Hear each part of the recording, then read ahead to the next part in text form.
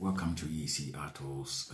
Once again, we bring to you the final aspects of the restrictions coming through for British travellers into the European Union area, into the Schengen zone area. On our last video, we did touch on the EES and the ETAIS, EUA, and how this is going to impact non-EU travellers into the EU zone. Now, this new video is about the definite timelines that has been received as at the 19th of October 2023. Now, if you're new to this channel, remember to subscribe to his content, like and share our videos, add your comments and contributions. So as at the 19th of October 2023, the EU Home Affairs Minister met the EU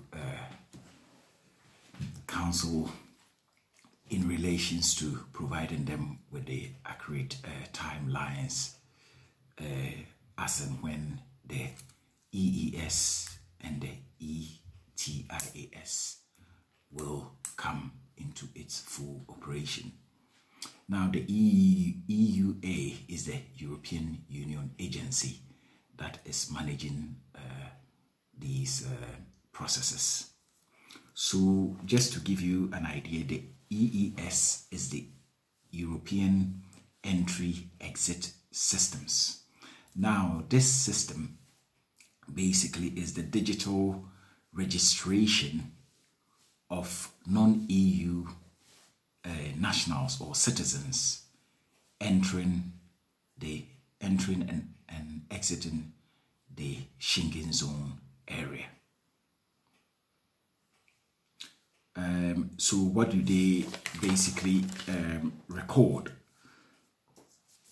So according to the EES, if a non-EU member or a non-EU citizen wants to travel into the EU area, then this is the information that will be recorded digitally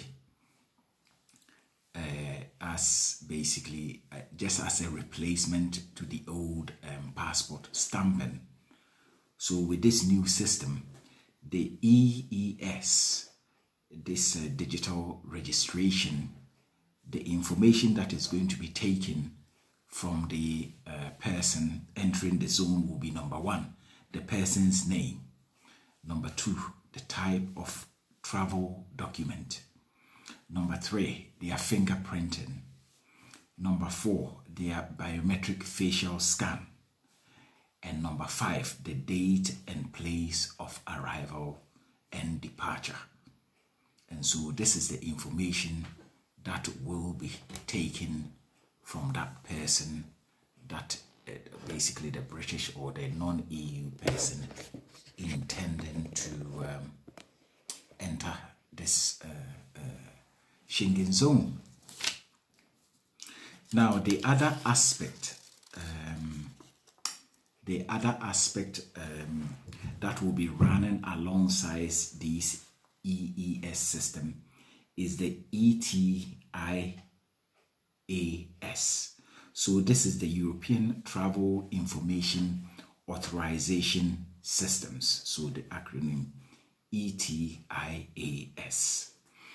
And this system will be running alongside the EES, but the ETIAS will come 6 months after the EES commences operation.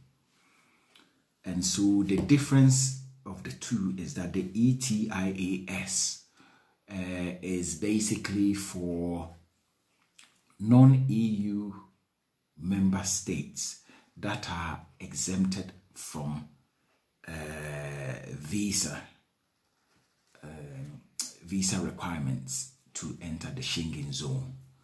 And so this system, basically they are creating a system whereby Britain, for example, will fall under that category. It's a non-EU member state.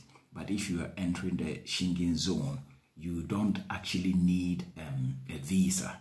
So these British nationals are going to fall under this new system, which is the ETIAS, which is the European Travel Information Authorization Systems.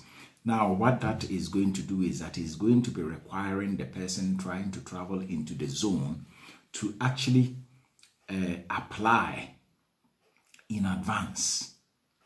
In a way, one could say that that is almost like it could almost be like a visa application.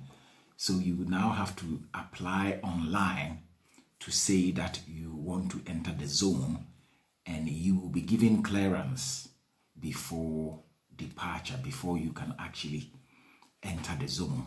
So you must process this application in advance before your basically your time of entry into the Schengen zone.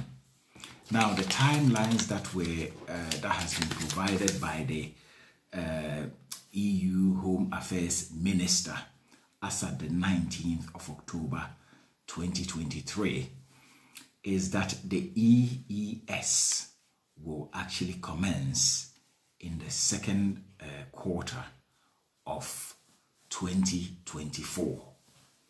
So the year 2024, which is next year, round about June, will be the time when the EES will come into its full operation. This is the one where obviously the person that is intending to travel will be having their information recorded digitally at that point of entry. And the point of entry will be basically captured by both air, sea, and land travel. So either of the three ways that you can get into this zone, you will have to go through this process, this border check process, before you can actually enter the zone. Now, the aim of this system is basically to tighten the border controls into the EU zone, i.e.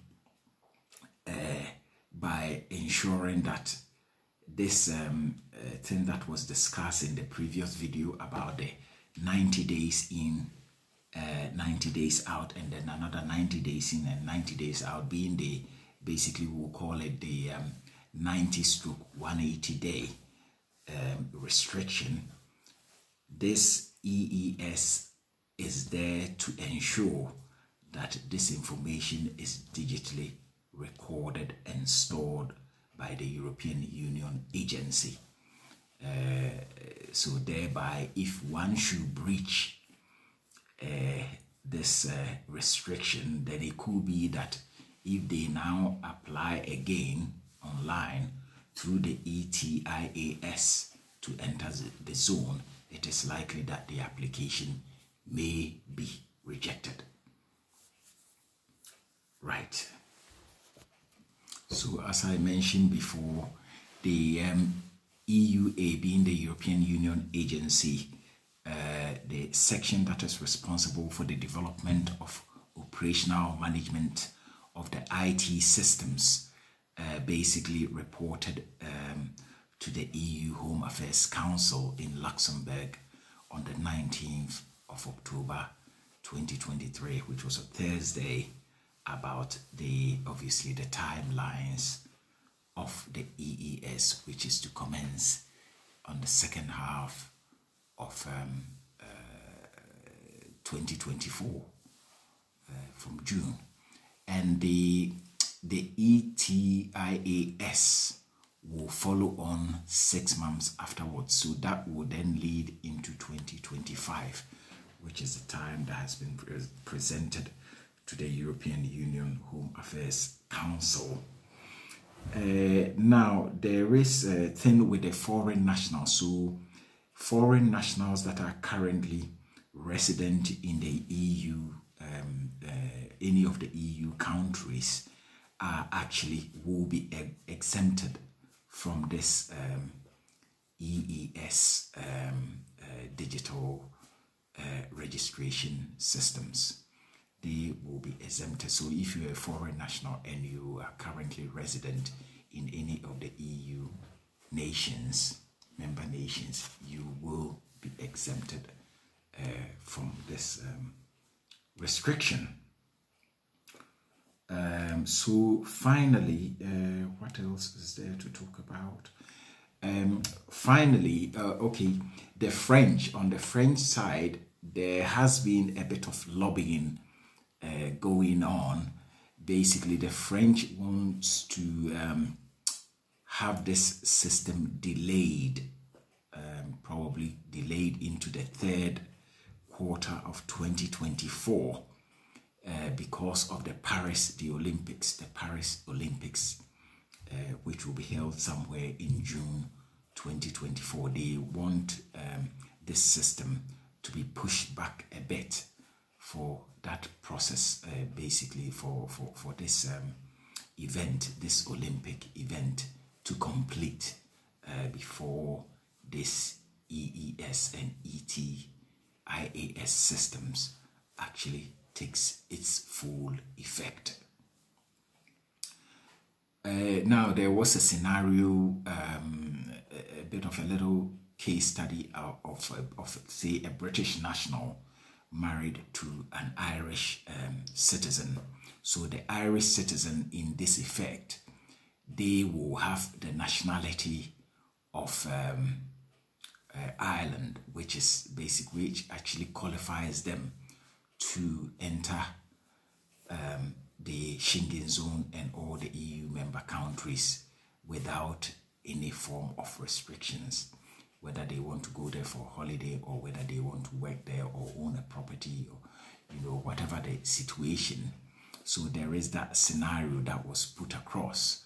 In a scenario like that, because the British person is married to the Irish person, it actually gives that British person the right to have all the benefits within the EU zone as their Irish spouse will have.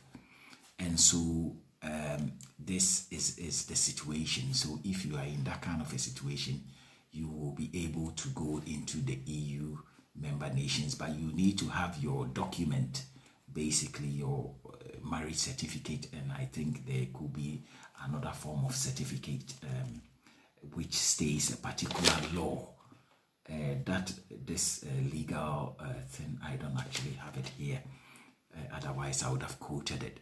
And so this person, but I think obviously the person does have their proof of marriage, then they should have this document with them as they enter this zone to stay there for holiday purposes, or to stay there to do their business, or to actually live there permanently.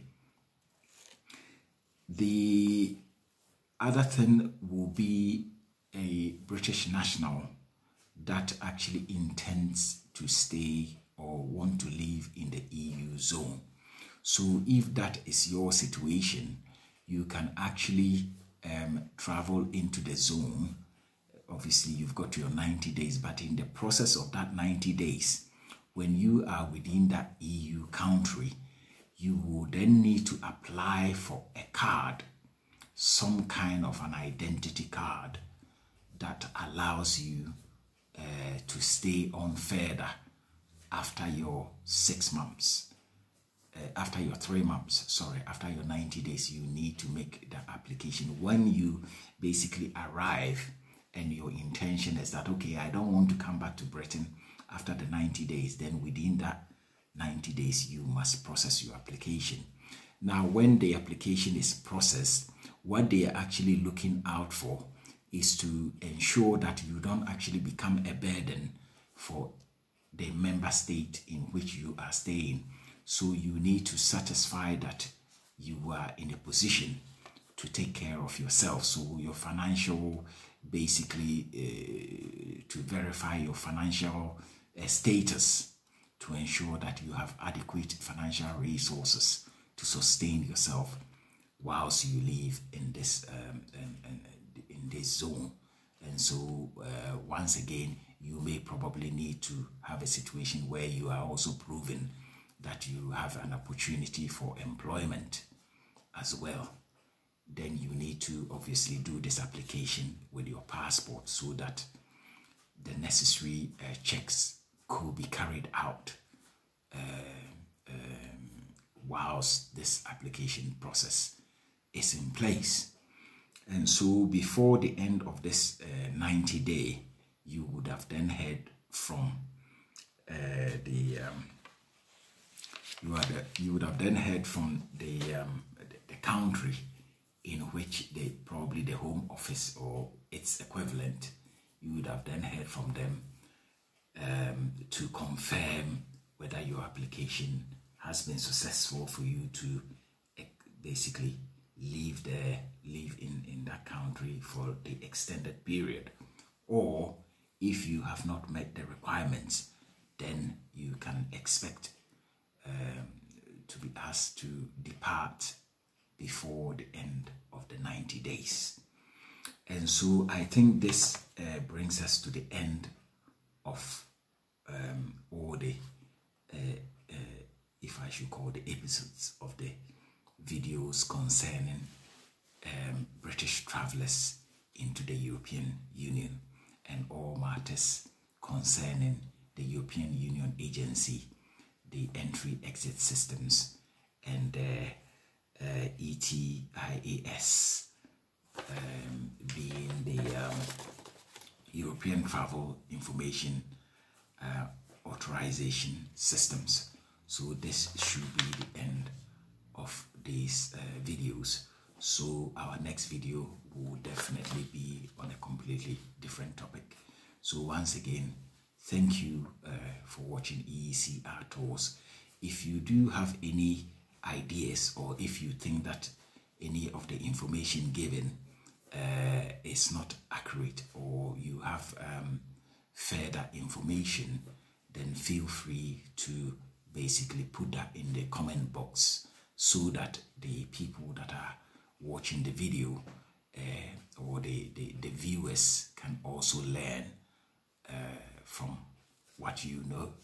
So this channel basically is there to educate people of the things that are affecting us in our day-to-day life. So thank you once again for watching EECR Tours. Remember to subscribe to our channel, like and share our videos, add your comments and contributions. Thank you for watching.